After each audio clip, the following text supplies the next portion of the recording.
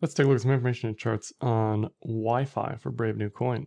So Wi-Fi is three things. It is a yield optimizer in the DeFi ecosystem. They have a lending and borrowing component that they call the Iron Bank. And they also have a governance piece where you can use the token to vote on proposals.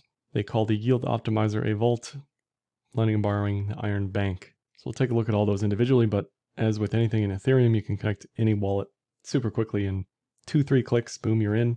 Deposit anything you want that they have available in the vault or the bank, and away you go. They are multi-chain. I don't have any stats for Phantom for Wi-Fi, but it would be good to see the transaction counts and user numbers for Ethereum versus Phantom.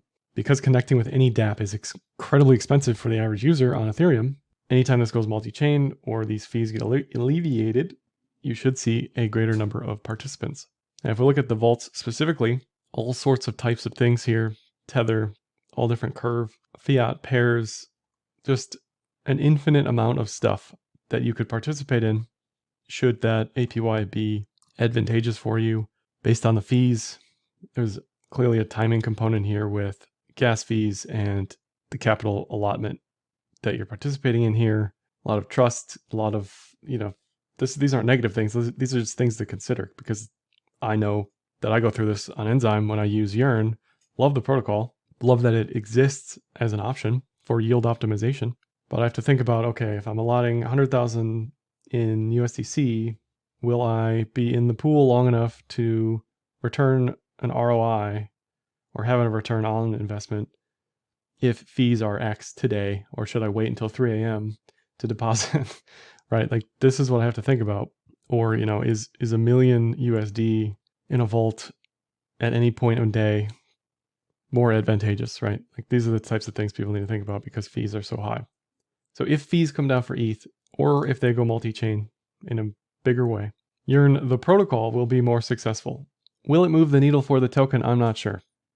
The only thing that seems to move the needle for any token these days are burning mechanics, supply reduction metrics, pumpamentals, those sort of things. One of which recently occurred with Yearn, and I'll talk about that in a second, but love the idea here. I use it. It's great. I have no qualms against it. Here's the Iron Bank lending and borrowing stuff. This is competing with comp maker Aave, in my mind.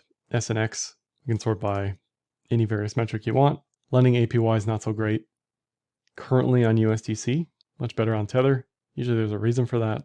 Just because the lending and borrowing stuff exists on Yearn doesn't mean it's not more advantageous to go to Maker, Comp, and Aave to look at your deposits, right?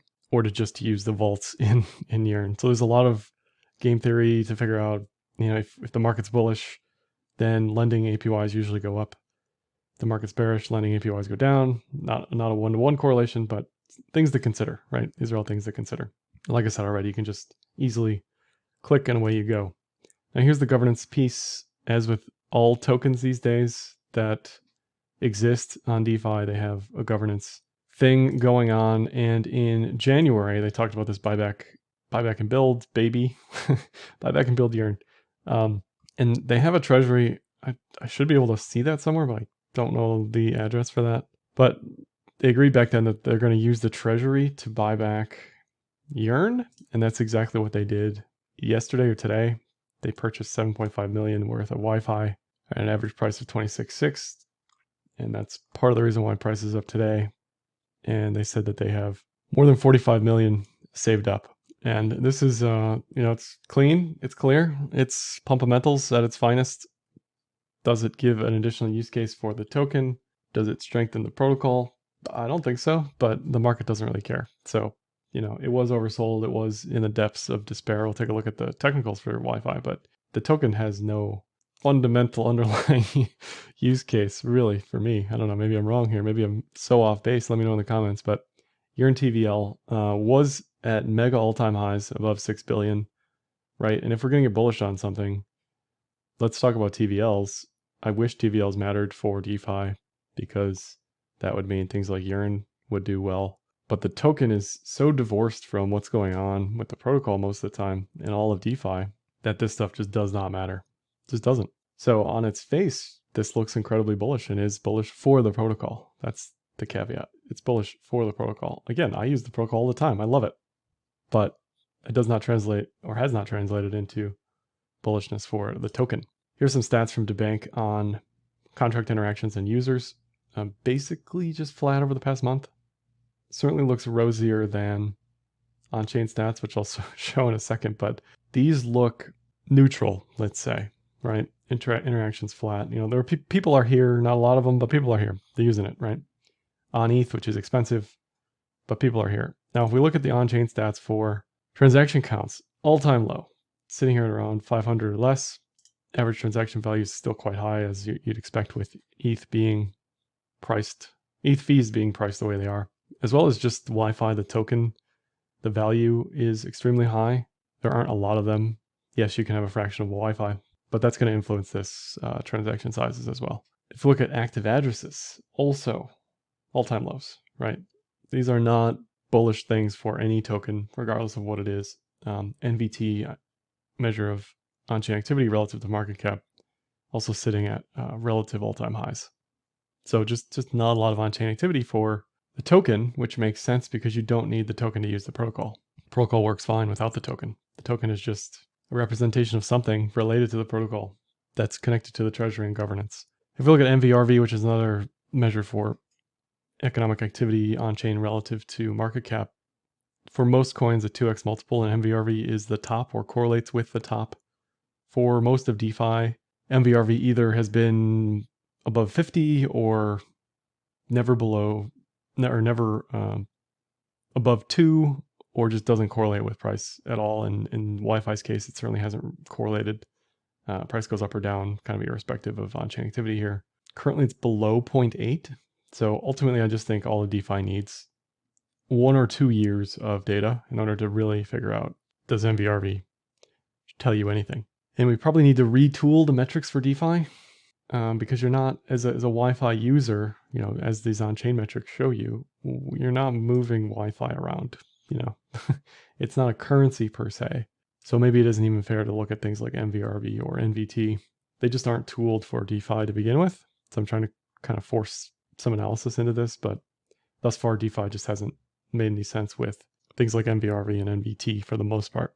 Wi-Fi, worldwide Google Trends, flat. My guess is this will start to pick up a little bit with the buyback and burn stuff. The tweet's only 5 hours old, so I expect to see some more articles or media around it over the next day or two, and this should pop up a little bit, assuming that Wi-Fi is the Wi-Fi we're talking about here and not some other random terminology. If we type in this, finance, also doesn't really tell you much. It's not a whole lot going on with Google Trends there, which isn't a surprise considering price has been flatlined since May. So price does hold a bearish 5200 cross. It is below the previous range, below VPVR. It did have signs of bullish divergence. I think I mentioned that yesterday in the DeFi video I did. But had it not been for this buyback situation, I'm not so sure we'd see the candle we see today. That certainly gets a lot of people's attention. Always something to consider when you see stuff like this. So is the trend any different today than it was yesterday? No. Is it as bearish as it was yesterday? No.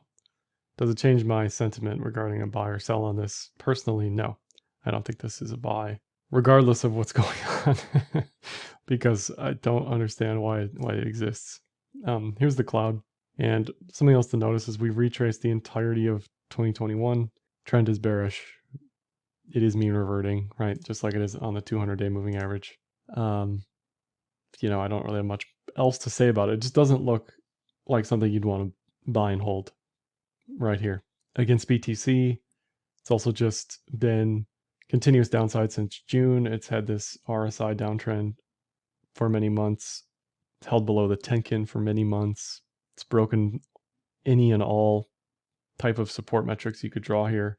W double bottom, previous lows, bull divs, none of it's really mattered. Hitting the key June today. I'm not interested in Wi-Fi BTC or Wi-Fi USD until it's above the cloud, which would be 32K on USD. It would be 0.65 on BTC. And against ETH, it would be 9. So this is still bearish, has been bearish basically its entire existence.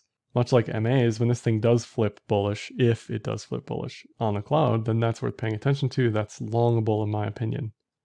Anything down here is catching knives, hopium, copium type stuff. I guess you hope that they keep pumping the buyback mechanism to sucker people into buying this thing. I don't know.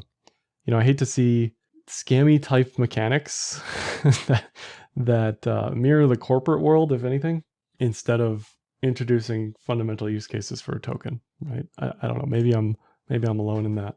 So I already don't want to touch this thing, and until it's above bullish trend metrics for me, it's just a no-go.